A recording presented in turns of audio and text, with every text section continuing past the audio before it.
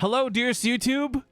I'm going to be honest with you really quick. I'm recording this on Twitch, but for YouTube specifically, just because it's been a little bit of time. But don't worry, while it might seem like it's been a while, I need to remind you all that 9 months even isn't really that long. It just feels like a maternity. This replay I've got comes from the replay pack Wardy had sent out from the Masters Coliseum. Got this from being a subscriber to Wardy. So you guys, if you want replays like this, should check him out. Spawning here to the top left is going to be none other than the Blue Zerg, the Korean god Jin-Air, Green Wings Rogue. And his opponent up to no good in the bottom right. We've got the Red Terran player Fantasy, who, I guess as most Korean Terrans do, has gone for a proxy opener here.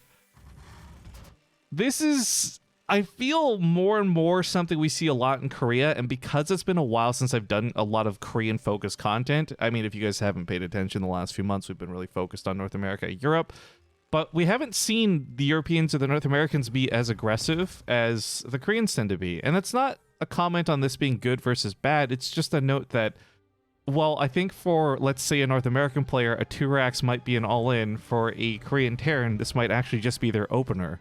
Look at the majority of Maru's career as an example. But point is, this gets scouted. Rogue's got a good idea this is coming. However, he has pulled his drones a little too late, so he can't get there to stop this from going up. But what he can do, or try to do here, is prevent bunkers from going down. I think the big thing he'll see with this Overlord in a moment is that this is Marines and not Reapers. In fact, confirming that right now. So bunkers will certainly be afoot. There is a small guessing game when it comes to this, if it's Reapers versus Marines. And if it's Marines, you can actually afford to pull the drones like this a lot more easily, but I have not seen somebody do this kind of a wall off. It's still got too much surface area. The bunker is not going to complete, but I really like the idea behind this. For those who don't know, the history of why these exist, the unbuildable rocks, is because once upon a time, Terran players used to just build 2 engineering bays and block out the bottom of these ramps. Some maps required 3, but the point is, you would just lock a Zerg player into their base so they couldn't get a surround with their melee units to attack the Terran. And in this case, well, not the bunker being the most effective in the world, this is kind of that same effect.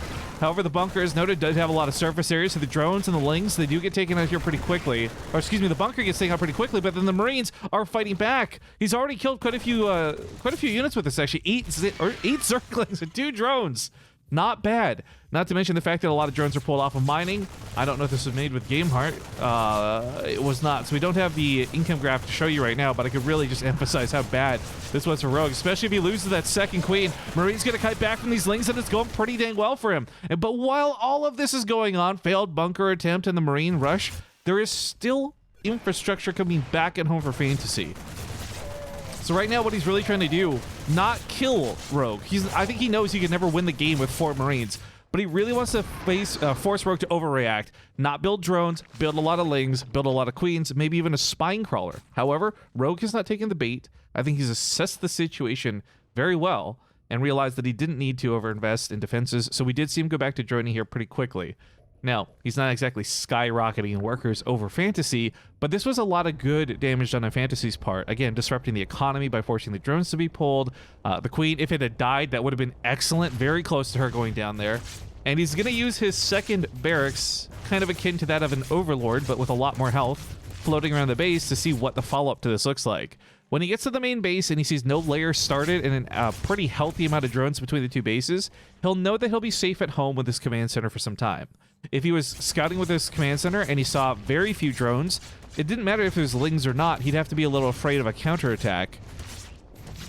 In fact, he might even barely get to see that 3rd base with a barracks, depending.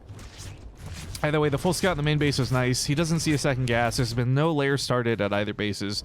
I gotta imagine he's feeling fairly comfortable at home. At the same time, too, for Rogue, because his Overlord had been stopped up at home to go for that defensive scout, he didn't quite get to dive deep into the main with the other Overlord yet. So not a lot of scouting on his part either. And oh, get out of here. Why don't you just get out and take off then, you hoser. I love this move out of Fantasy. The Battle Cruiser is normally the opening for TVZ. You see a lot of players rush this and then they'll play Bio behind it or Mech behind it. In this instance, I guess he's hoping that the economy and everything was disrupted enough that he'll get away with this. What was even made better was the Viking follow-up or not Vault, the Viking first. The Viking first ensures that there's no overlords that will get to this base to scout this coming. And a lot of the times, the only thing that stops a battlecruiser, whether it's the early game or the mid game, is having the preparation for it. I.e., you've built a bunch of spore crawlers, you have additional queens out on the field, but due to the attack that Fantasy did earlier, he really disrupted Rogue's flow of things, and Rogue, who might be happy having 6 or 7 queens normally, is only going to have about 5, and 2 of which are pretty squishy. Well, I guess he transfused one of them. So when that battlecruiser comes across the map, when that teleports, there might be at most 6 or 7 queens out. Some of them will already be very low. In fact, these Hellions are trying to go for the snipe on this one. That's a great pick off. Good trade for that Hellion. Some spores are going down, but these are more like Liberator spores. This is the, hey, don't sit on the edge of my base, bro, type of spore crawler. Scout denied on the other side of the field. Viking continues to patrol around. I mean, it's not killing a lot of overlords, but has kept Rogue from seeing that there's a battlecruiser follow-up to this. And this is so cool to me, too. I'm nerding out about this because it doesn't really matter what the follow-up to this is for Fantasy. He could play mech. He could play bio. The idea is the battlecruiser is going to buy him that precious time he needs to get to either of those things. So while this goes on, again, like defensive spore crawlers are coming down, and this is something that one spore crawler will not stop. You'll need like 2 per bases or a lot of additional queens for this battlecruiser to work. But that boy's going to pop out in a second, and I gotta imagine he teleports it right across the map. It is worth noting he did not invest into Yamato Cannon, so I don't know if Fantasy will go to 2 battlecruisers or more. He does go for a second one, and we've seen pretty commonly 2 ends up being like the hard cap. But that being said, comes across the map and Rogue ill-prepared. He also knows there's the threat of those Hellions, so what's really terrifying is he has to be prepared to deal with those as well. Sometimes the Hellions are more powerful than the battlecruiser itself. The battlecruiser is just this big tanky distraction. Hellions run in shortly after and fry up all the drones, or at least that's what you wish would happen. However, I do believe he got a glimpse at the Zergling, so he'll know that it's not quite safe to pull that off. Grabs this queen, maybe a couple more drones on the way out, but he should be able to float that battlecruiser to safety. Hold on, hold on. I may have spoken a little too soon. These ground tempests are getting those shots off. 4 health. 4 health. This battlecruiser gets out of there alive. Are you kidding me?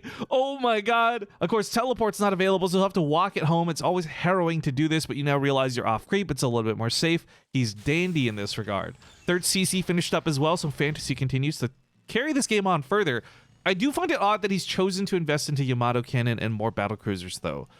Part of this is because the first one wasn't that effective, in my opinion. Like, battlecruisers are great. If you watch Nathanius, one of my favorite memers, you can win games with battlecruisers in unlikely situations. But these are 2 top-notch Koreans going at it, and I don't know if that'll quite fit the bill.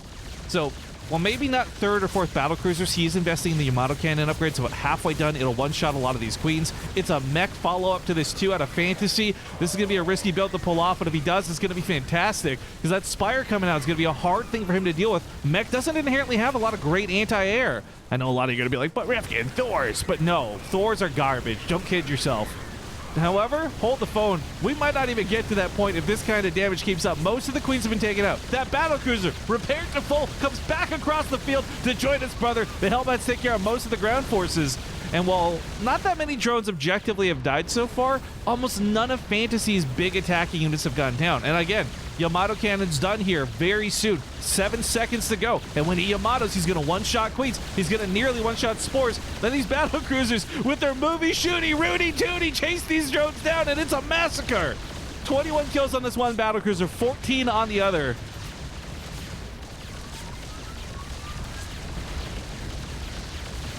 Continues to just move around. Rogue, on the other hand, comes into the main base with that Overseer. A little bit too late for that Scout, I'm afraid. Battlecruisers in the main are going to be a problem. Even with Corruptors coming out, Teleport is available for the weak one. He should be able to get that out alive. Obviously, be greedy to go for the Yamato first. He'd want to Yamato first, but ends up teleporting this bad boy back home. This will help defend against the Ling counterattack. This other Battlecruiser, oh my god, it needs 3 seconds. It's not going to live. However, already paid for itself in full and then some. My fear, though, is this is where it gets weird. This is a follow-up that's actually common without the battlecruisers, but if you go for Magfield accelerators and Cyclones and Hellions, those Cyclones are going to tear those Corruptors apart. The Corruptors are almost made poorly as a response to go for the battlecruisers out of desperation, because what are they going to do against Terran otherwise? If there's medevacs, maybe they can grab them and police them, sure, but it's not like Protoss where you can just cost 6 spray down a Nexus. No, Terran players can repair that shit, lift it up, move it, etc.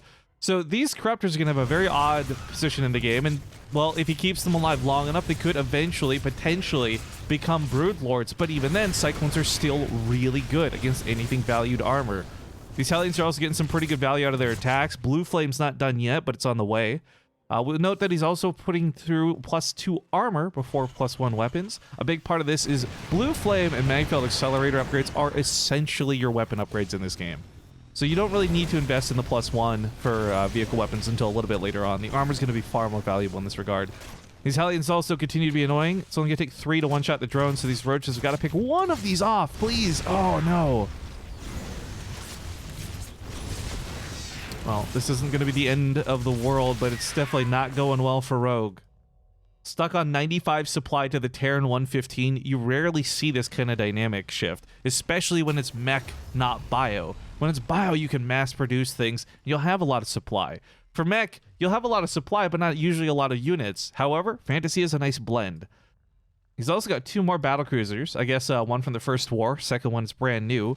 This is going to be another great tool to work with, because the Corruptors, well, technically could deal with the battlecruisers, won't. Yamato Cannon's going to take out 2 of these right away. Then any amount of lock-ons from these Cyclones, because they have Magfield Accelerator, are going to, like, is it 5 or 6? I can't remember how many shots it is to kill a Corruptor, but they're going to melt because of that bonus damage. Baneling Nest on the front line is kind of funny. It is serving as a bit of a wall. Taking his time to clean up the creep while he walks the battlecruisers across the field. I do like that he's chosen to do this, by the way. Tries to block the wall with the Spore Crawler to buy himself some more time, but the Cyclones don't care about that. That Spore Crawler got deleted. Now the battlecruisers are going to, of course, yep, there we go with the Yamatos. I do like the priority there to hit the full health ones and not waste the Yamatos on the weakened up Corruptors. Ravagers are actually a great choice out of Rogue. Not generally, but for the situation, I like this. Cyclones and Hellions will receive no bonus damage versus these Ravagers. And the Ravagers have that little bit of extra range over a Roach, so they can reach further to shoot back against these units. Hive's on the way too, and I'm sure anything that comes out of that Hive will be better than what he has right now. But whether we get to Vipers or not, this army out of Fantasy is encroaching, and this is not something I'm confident Rogue can hold. He's got 1-1 for upgrades on these Ravagers, but there's just so few of them. And even though Cyclones don't deal the bonus damage, they can still run and shoot. 4th base goes down for Fantasy, not too far behind his opponents, but I think in a better spot to take it nonetheless. 3 Vipers are on the way as predicted. Vipers are definitely going to be what you want, whether it's Abducts or whether it's Blinding Clouds. But, oh, the Blue Flame Hellions, they're not really doing that much damage, but they're soaking the shots. And these Cyclones, which are typically fragile, are getting to do all that glass cannon damage that we know for them to do. Resources lost are really starting to pile up here. Rogue down about 3,000 minerals as opponent. So many things have died this game for the Blue Zerg. So few, other than Hellions, have died here for Fantasy.